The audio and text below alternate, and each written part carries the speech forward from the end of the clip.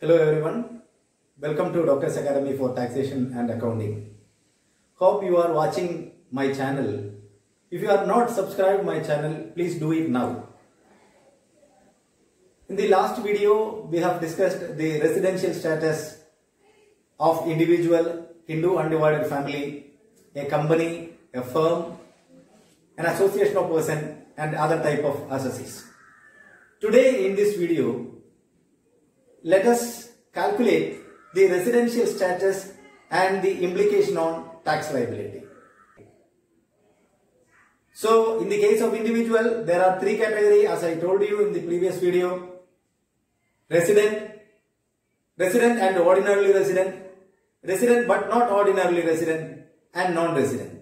To become a resident, he should satisfy any one of the basic conditions, that is, he is in India for at least 182 days or more during the previous year, or he has been in India for at least 365 days during 4 previous years preceding the relevant previous year, and in the previous year 60 days. And he must satisfy the two additional conditions, that he has been resident in India for at least 2 out of 10 previous years preceding the relevant previous year, and he has been in India for at least 730 days out of 7 previous years preceding the relevant previous year. The case of citizen of India or Indian origin working abroad comes to India, the second basic condition is not applicable in their case.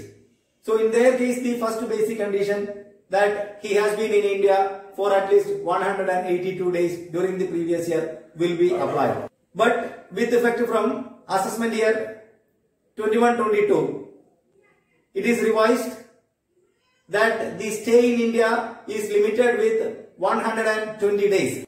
In the case of a non-resident Indian having the income more than 15 lakhs, excluding the income from other sources, and comes to India and stay in India for at least 120 days, he will be deemed to be the resident and liable to pay tax for the income which he earned. Now let us practice one question.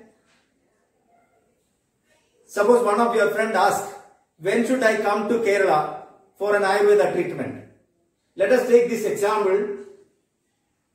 Mr. Tony from Thrissur, Kerala, working abroad and earns an amount of rupees 5 lakh per month for the last 5 years.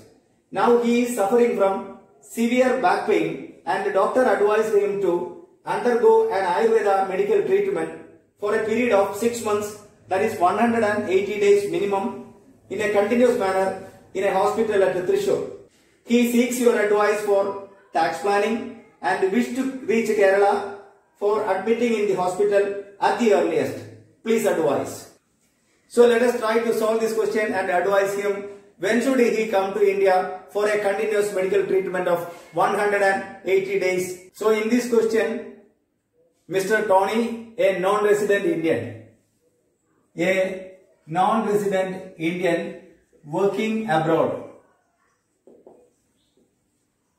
for last 5 years, his yearly income is approximately 60 lakhs excluding the income from other sources. So the condition is, if he come and stay in India for minimum 120 days, he will be deemed to be resident and he will be liable to pay tax. So let us advise him how to plan his travel to Kerala. So he is in need of stay in India continuously for 180 days minimum, that is in Kerala.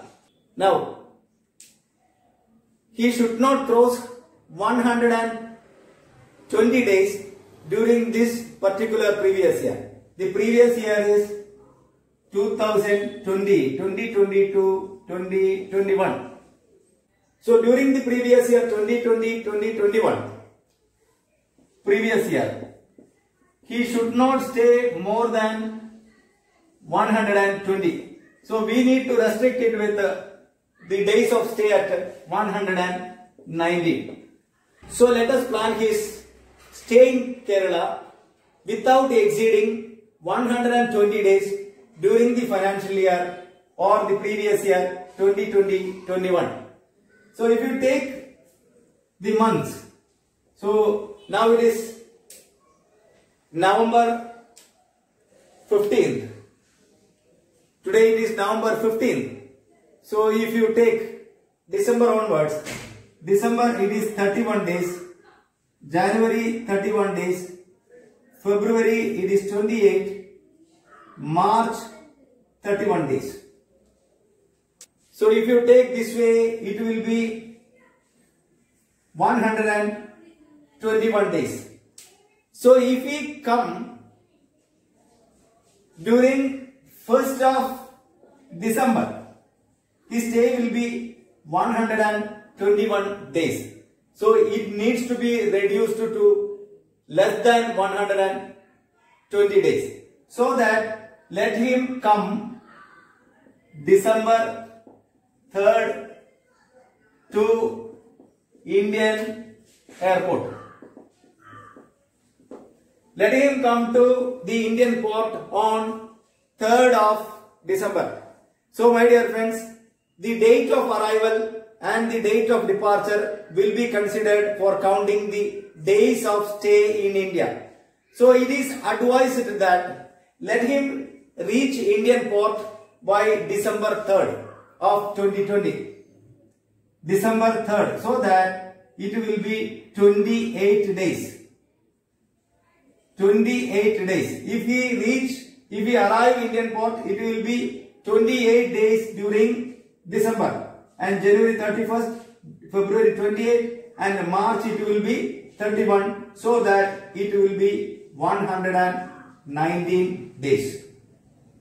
Then the condition says that he must stay here minimum 180 days. Then he can stay during April, that is 30, May 31st, June 30, and during July up to 28.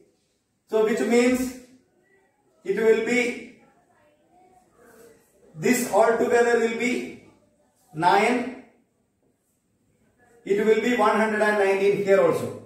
So the previous year 2021 to 22, his stay altogether will be 119.